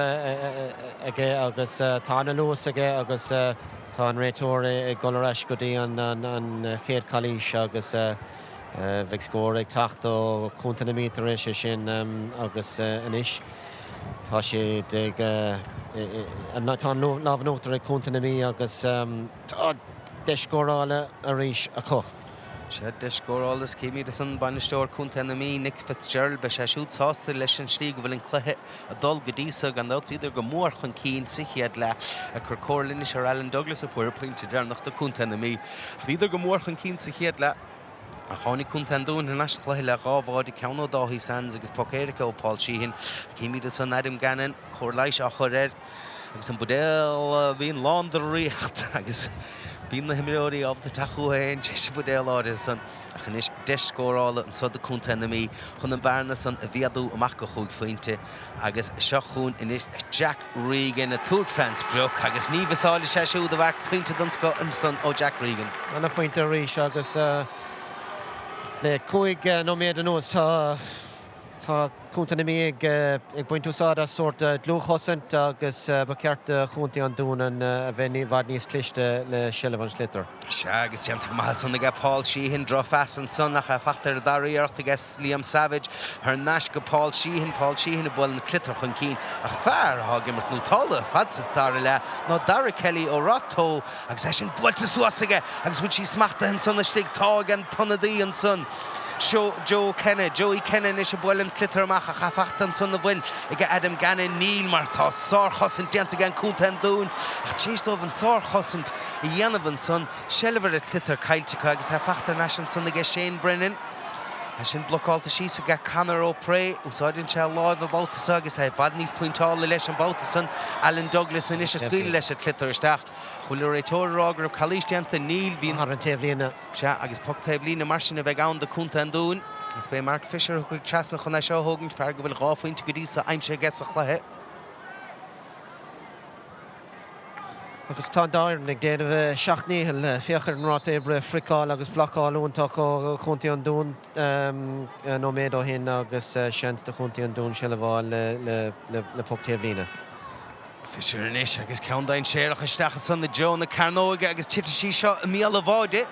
agus níod Tugann An Dún Shelver an son ó sin McManus ach fiachar a brú a háchar I cosantóirí Tugann na mí ach fiachas rís an rát ibre mar bhí marca rá ag an dáir nach deanta go maithantá ge Ger Murphy fear a bhfuil ar cháirt a buí agus a glantamach inis ag Tugann na mí chuig faointe in na fórne a sin builte suas agus John McManus tá sé sin gomart go mad do Tugann An Dún agus sens dúir hitna slitar red lálamh tá sé sin olh chunaí glanna suas. Stephen Keith tíábháilt úntach deanta go dísa sa chluthe mar a chéomhach an chluiche beidir buite ag Tugann na mí. Shane Brennan inis teasna go dtí captain na fórne Sean Garrity náisna ar náis go dtí Keith Cíobháin agus seachún inis Alan Douglas sé siúd a fuór an scór dearnach do Tugann na mí a sin builte isteach an son nach lagaíocht an son agus é bhd ró himplíí an son do Stephen Keith agus é siúd olh chun glóiseach deile a hasnú an sod do Tugann An Dún scórna tastáiltha tas gom gúil golóir am a fáca fehinómat nó mar sin nó chuignómatíag nó mar sin a cha sin builte suas a chu a cha méthir se taobhlíne agus deis is ag Mark Fisher a rís bhí archt maithe ann tug sleasa dearnach ach sáiln go bheith ó sin McManus ó chuig an teasna chun seo thugant. Ja, agus a rís drochósáid an slitar sa nóméad dearnacht ó Tugann An Dún bhí ceithrear in ag beirt agus chu sé isteach an ggóilbáire trochíireacht am thuirim se. Agus ó sin McManus maríonn sé sa chéad le drothíireacht ach léite go maithe san ag Liam Savage téann Liam siar chomhfad an son le dáhí Sands a túrtfans breoch a cha sinna methe ar fóríl agus chéad nó ná creide sinné an dara íireachtaí aga methir fóríl an son agus fiachar an son locht banistíochta an Dún Ronan Sheehan agus Diarmid ó Cíobháin agus ní bheith sé san sásta le íireacht dáhí Sands. Amach Garrett tóca chomhfada le Ger Murphy cíimiid san Alan Douglas a take amach ón lína lánta sacha agus é sin builte isteach ag Alan Douglas a é sin a methe ar fóríl an son ó Alan Douglas. Seachún a rís inis sellh buite Lorna Parkinson ag McCabe do Tugann na mí. agus Cluiche déanta an son a deir réiteóir Jack Regan sé siúd a thógaigh an puck saor an sus mar bhí mar rás i chéad le marc má dhéann tú puck na saor go cúnta na mí nílach tarabháin ar sin agus sin pointó Jack Regan. Nílach tarabháin ag eist agus féchar an bhearc seo an cruinne atá heispáinte aige inmh níl ceann chuir mó géastócha agus tá sé mar réim agus seanseile dó chun pointe a chur ar an láir. Se 6 pointe go dtí sa fachta ige sé hín ó puck na saor a ceann ón immert agus fear a hách ó cumasach agus cho pointála le Jack Regan ó Cíltail ba fásúil go gurch sé seo thar se trasnáin Tásúil gom nach churas mlacht an Tráchtaireacht a báta a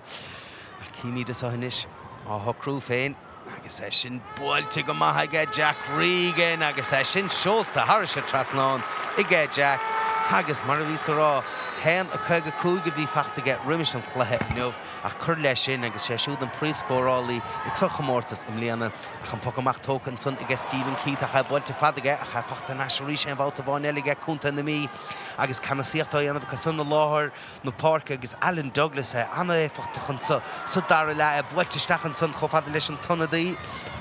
Joey ken gamna scialt Nicholas Potterton hen na hen go dtí sa fachtaige Nicholas ó tháinig sé chun Páirc sa dara lecha díaragad son Adam Gannon a raimsúach díanta go maithaige Dara Mallon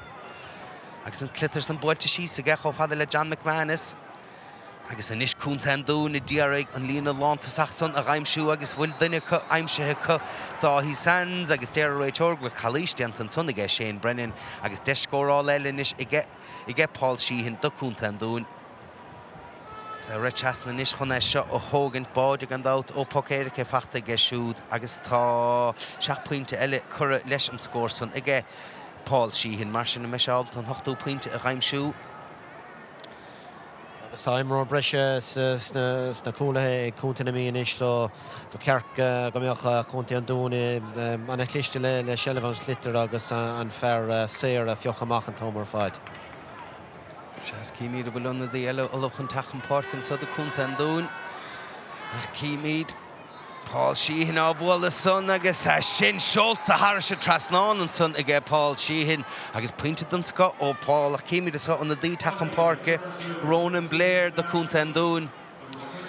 Agus ó Shane McManus a taachtamach ó Shane bhí sé ciún go má pointe bháin sin eile. Cíimiad Callum O'Sullivan a taachta seachan is do Cúnta na mí. Agus Adam Gannon á bhainteach agus cheappas hen gur Adam a gimmar tan bhain nó bé Alan Douglas á taachtamach. Alan Douglas is doch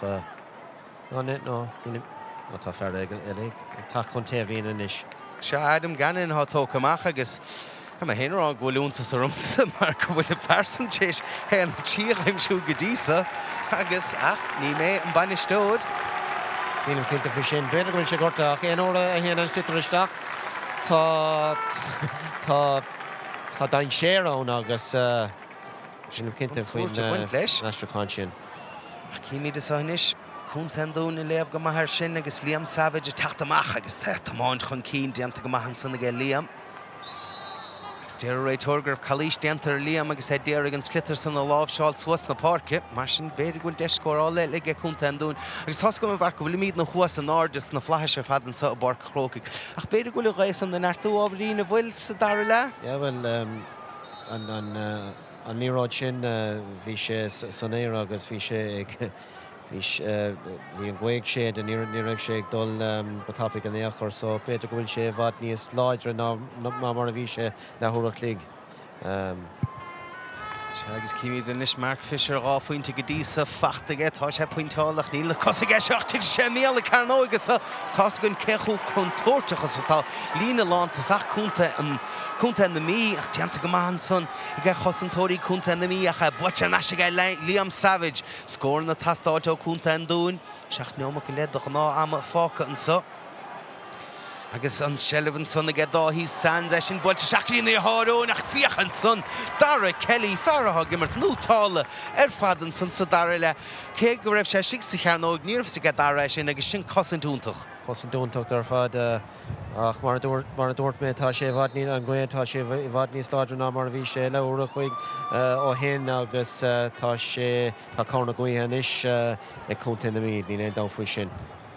Sias cíimiad is leanúnta raig leis an nimmert ag specúnta na mí a héna lorg de cúpla scórs déanta go húntaach an son ag Damien Healy Chasna godí Jack Regan pointe bhán ó nimmer godí sa tránón ag agus san íirecht son a methe fóríl mar sin na íirecht a methe fóríl ó cúnta na mí an sa chléthe sa íirecht diaag chur fórílig a cúnta an dún agus mar a hasan rodí tá chuig faointe idir na fórne agus scóran a tastáiltin sa do cúnta an dún cíimiad is Ceannais go bhfuil an dí tachan park an sa do cúnta an dún is son go bheith Ryan McCusker atá á gholabú hain leanóid a raig leis an nimmert agus deanta go húnta choéis an son ag Dara Kelly beir go mhaid sean pasan ábhíonn róláidir agus deanta go maithe ag Liam Savage fearrá fásta seachsa chluicheann sa i Joe deide an Dara le an pasa san seolta Chasna agus deanta go maith I get dá hí Sands an Shelv a gáilte son cáir a tacht an son ó Paddy Brannigan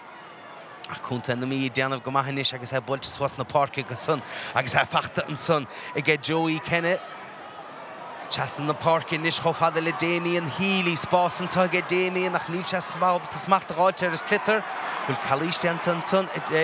an tonna dí Nicholas Potterton níle deir a réitóir leanna agus híoch céthir is clitar a ríis ach Liam Savage obair fiaris déanta ag siú tránón inmh agus builte Chastan son go Danny Toner a builinn clitar fan na talún a sin a meththir se taobhlíne an táma melt an so ag cúnta na mí ach caiig cúnta an dún cúpla scór eile raimsú. Ryan McCusker gam le scéal a bhar take isteach an son. Tá scóra ceá go géar ó chunta an dún go háir bhfuil Tá bhaid is cúil bheith sé an háach ar fád ach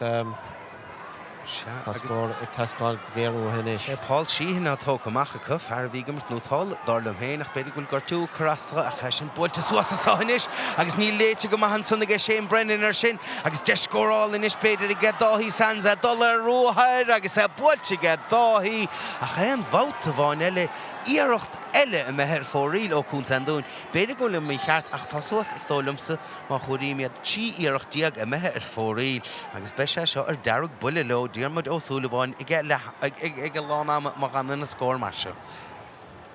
Cíimiad is ó brú áchar an son ar cúnta na mí agus sin na methir se taobhlíne. Agus an óir sin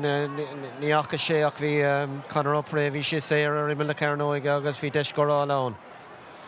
Caelan Taggart fearrá gimmert an bhas a Dara le an so agus is seo inis deis ige cúnta an dún dul ar an únsaí agus Mark Fisher inis a tomáin chun cín. Bhíoch túr cehar de chosantóirí cúnta na mí timpplaire sin builte stachfuil sé sin seolta Harris a trasnán níl íirecht eile methir fóríl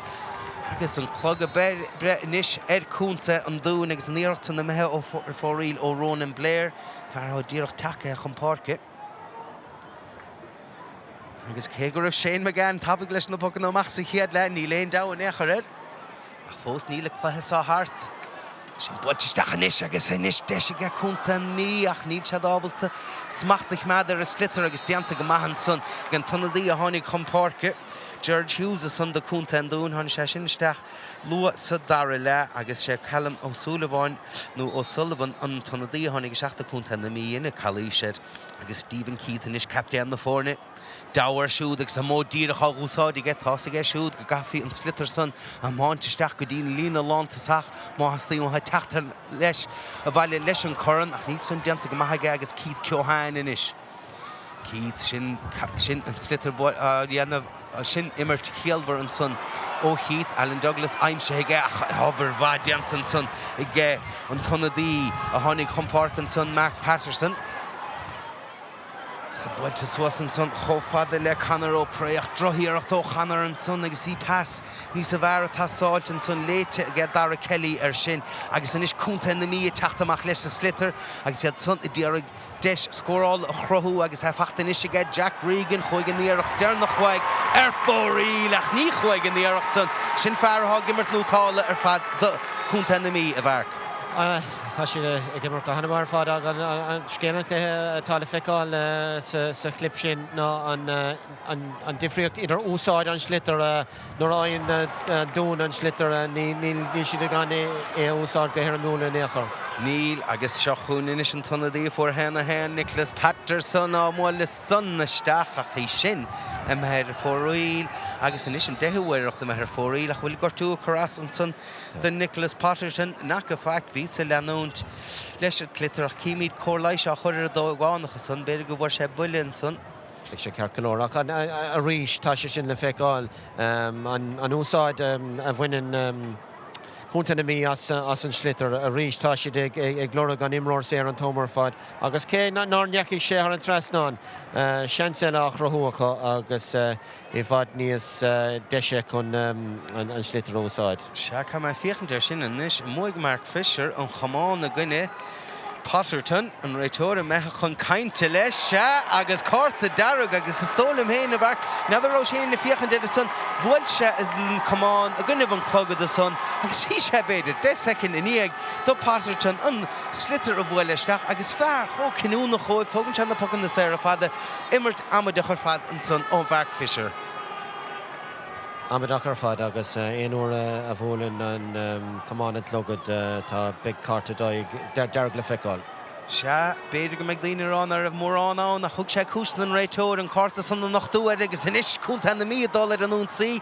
agus seo chuún inis Callum O'Sullivan deanta go maithe Callum san nach deanta níos a bhar an sanna go Dara Mellon a chu selle buit ar neis inis go Damien Healy buile do gháil in fachta go Damien a lecha a talún an sanna cha fachta ar neis an sa go Joey Kenne a túr fence beag bud sé sin seolta thar sé trasnán agus beidir go bhné an scór cinúnach inis agus solas le idir na fórna deire an sa Joey Kenne pointed an scó. Pointed an scó 3 scóir idir na fórna inis agus ar héh lábhah le thug sé strachaíach an deir an gúil agus céir go raibh ilan géir le feicáil chuir se an trasnán go Cluiche anna scóir ar fad agus mar a dúirt mé 3 scóir idir na fórna inis agus tá cumann na maithe sé ar Conall An Mhí inis. Tá rán na chutíach Tugann An Dún sulla dos na ggéanchlathe chmórta sa bhíidir dí cháile an dát ó churann Joe McDonough blian se chuún ní ráidir sása leis spántas thugad ar wathe an son agus me caint rain me coscar a túr fence beag do Conall An Dún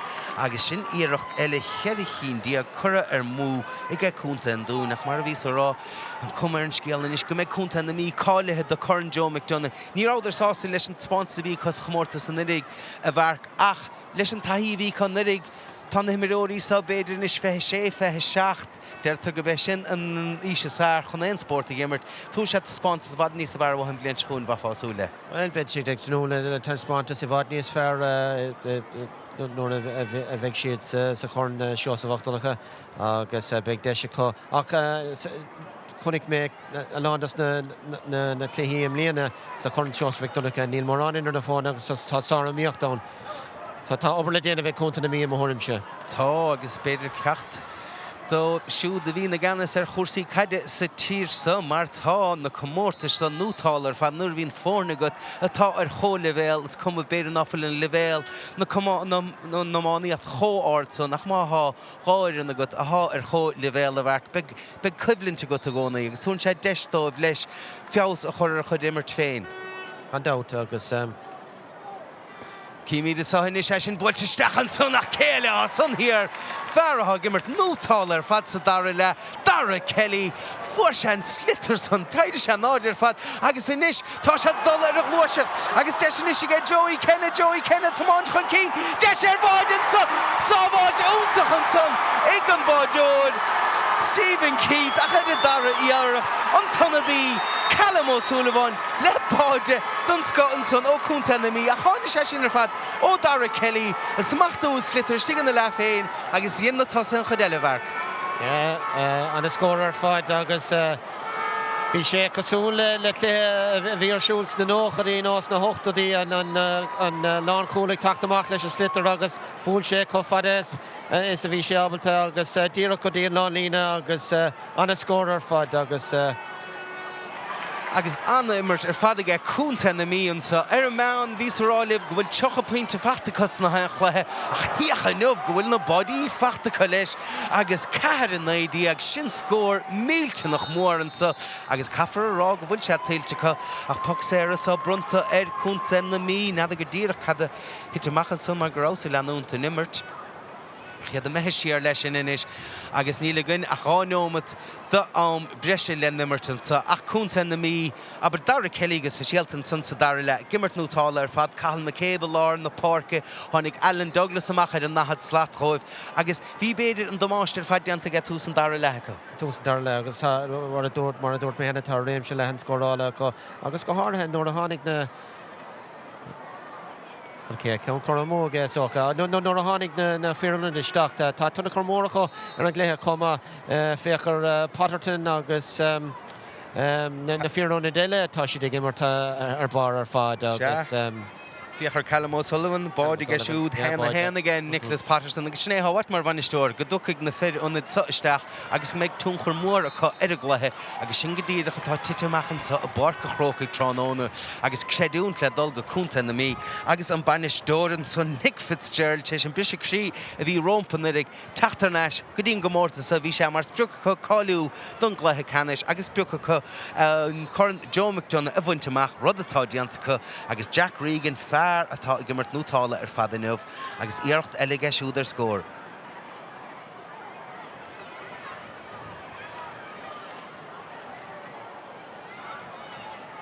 A sin builte isteach ge Jack Drug iarcht bhaig siúd a báta Ja, en tarnar rud atá le feicáil inmh go raibh an bhíonar in an ónsa níos cliste dhéanamh ag comparáid le fuair an dún dúsáid siad an slitar a bhd níos fearr ar fad agus nuair a bhí an pas garad an thug siad an pas garad agus nuair a bhí an níróid fada le fáil thug siad isteach go dtíreach í. Se agus socha cúnta an dún a bhar bhísrá chláithir fad go gaithidís an slitar san scílisteach íseal go dtíon lína lánta sa nuair aonad ar fuair scóranna ach níonad ar minic róhant. Gandát agus cosúla sin nuair tá sé sin Tá sé hart agus a bheirt deanta ag cúnta na míon sa a barca Chrócaigh gimmert nútála ar fadhahan san a bheirt agus beise na chéúracha san tránóna an obair chruaig deantacha agus iad cáilethe do churann Joe McDonough níos táchtaí fós den giadúir ó 2016 ag churann Christy ring buitir naisiacha. An a bhór fad ag cúnta na mí tá sé dorais Gordon Joseph Donacha agus big dúnán mór os a górim líana ach tá siad ag immert go hanamha in ár na húrna agus big siad ag snúna fiosú mór a dhéanamh nuair a bhíh siad sa chomórta snúa sa bhíon se chuin. Se big gandát agus tá spántas úntaach tucha chu son an scór dearnach a barca Chrócaigh cad an naidí ag cúnta an bhí dó cúgdiaag ag cúnta an dún. Agus is tócha leis nuair dhéachan tú ar cúnta na mí éman ó donacha tí a cúig a bhí aimse geisiúd ach ní raibh sé a banéal inmh mar go raibh sé gortathe aber be sé siúd a teachtainna sé blion se chuún a brád scór na aimsú. Beag sé teachtainna agus tá neartdáin ar a míse chuma tháinig na fiúna isteach. Tháinig Nicholas Potterton isteach nílim cinnta anmach le Pat Potterton a dimmer le cúige lein sa Railway Cup fadó ach bhí teannach go mór an gléthe chuma, bhí Alan Douglas thar bar chuma scoráil sé gáchúna socha Chrócaigh sé Cíobháin eile. Bhí siad a bhd níos fearr ná cúnta an dún sa céad le bhí an lábhan útar ag cúnta an dún ach chuig a landas na seansanna bhí ó chunta an dún chuaigh siad amú agus bhí siad faoihrú tar éis sé sin. Se agus is tólams go gcuid chuigéireachtaí ar fóirí le fíochmíad an na bádaí an sa ó cúnta an dún bhíon fearsa nútála ar fad Adam Gannon sa chéad le agus sa dara le. An a lós ar fad mar a dúirt mé Chrócaigh sé an seans ó thaobh rúthart le Nicholas Potterton agus anna chríoch ar fad. Seans amháin eile a rís ó Gavin McGowan agus Líró díreach isteach agus an briste bhúil sé an pola agus fuair Anna Douglas an Bristol agus hapig sé andaris cúil anna bhar fad. Agus fiachar ar a méid sin mar dúirt mé cosúil leis na hochtaí nó na nóchadaí lína díreach ó bhun an ghuirt go dtí bar an ghuirt agus bhí siad an silbhar chlitar áil agus an róthir ar fad ó Joy Kenna an líróid go dtí fiúna déine Callum O'Sullivan agus anna chúil ar fad. Se anna chúil ar fad ach a fersan Dara Kelly bhí sé siúdnú tála mar lán taca an sunda cúnta na mí agus can dóid sé Sean Geraghty captain na fórnach má íoch míad ar cúnta na mí aber bhí na héna caintear déanra sa CLG tá déanra fás cúnta na mí ní gáchad ach fiochan ar rató hána de sunsuas an gréibh ar bhenach an urig furin sínsir mlíon agus cúgur a cosan ar a benéil máthas lín cúnta na mí a chorádi go de seachán a forbert a chluiche big forin le darb chu gan demlí an beidir. Ní le dó faoi sin a chunil fiachar an cúnta na mí agus comáile sin fuair na minúra ó childara bhí siad ag le ceannis lein comá. Se.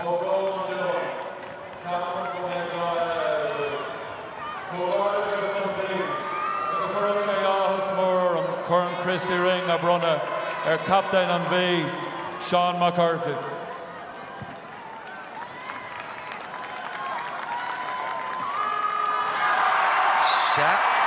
Bhí se chunspóide go rábhíle sa séideag ní bhí ag chunspóid tránón na nuamh current Christy ring buirte don darabháta i cúnta na mí. Agus é dá go bhfuil sé tiltte chop. A cuma Lucas Gwail, a Dini Ushla, to us and down arm, and current Shore Glocka, Erson An Mhí! Tresh Streevleen, to current Christopher McRing, ag Tráchtaireacht, ag An Mhí!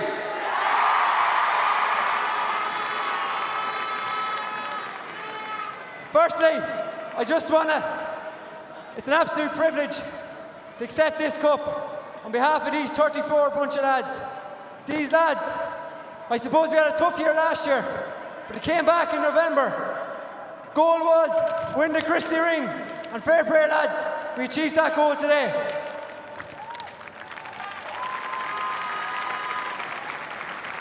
Nextly, down. Lads, you're a fabulous hurling county. We knew we were in for a serious challenge today. For years we couldn't get over the line against you. It's great to see you back here in the Christy ring final, and no doubt you'll be back. Round of applause for An Dún.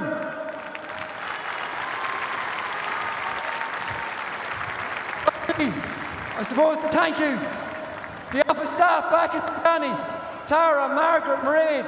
our county board officers, Mono, Colin, our doctor, Dr. Ceannais, Eugene back in Tugann, our caterers Hanley, our mascot, Vinny Guy. Thanks very much, lads.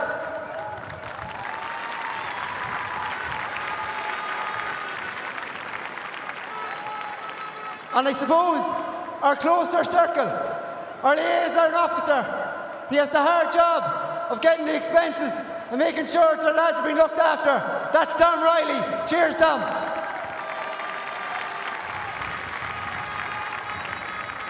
Our two physios,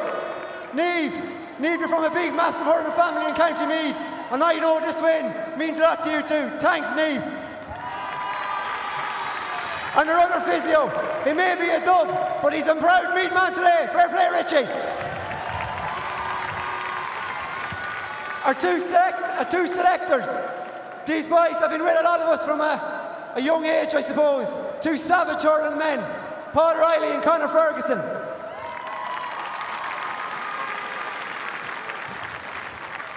I suppose the word legends gets branded about very loosely these days, but these two men are just legends of Meath hurling. They're the first two men to give you a tap in the back, win, lose or draw. I want a massive round of applause for these two lads. Paul Chill Dunn and Jerry Socks McLaughlin.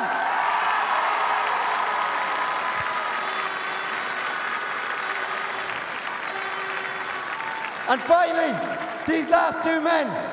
Firstly, he may be from over the road in Delvin,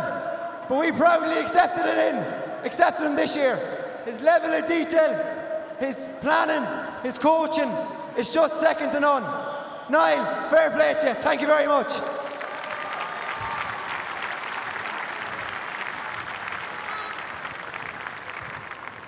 Next, our man, our Bannister. This man has now a Christy ring to go to an All-Ireland Minor Championship. His faith in us has been unwavering. We had a tough year last year, but he came back swinging this year. That's Nick Fitzgerald.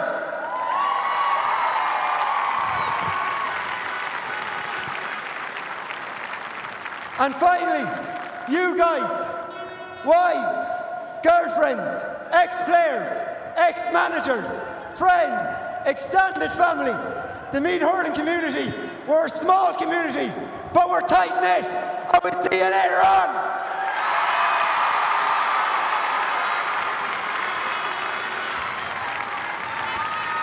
Agus díadach mar a dúirt Sean Geraghty san pobl beag a dhéimríonn amán Tugann An Mhí ach má se job ródúil agus a méid san caintige ach an láb an uachtar fadige Tugann An Mhí an sa Chluiche Ceannais cearan éideag ledó cúdiag gan dát ní hé sin an Chluiche dearnach a bheith a gin an sodí lehanach YouTube Spórt TG4 go garid inis tasnóig current Nicky record sligach á dhéachant le ardhacha agus be midna ar nas leisin go lua.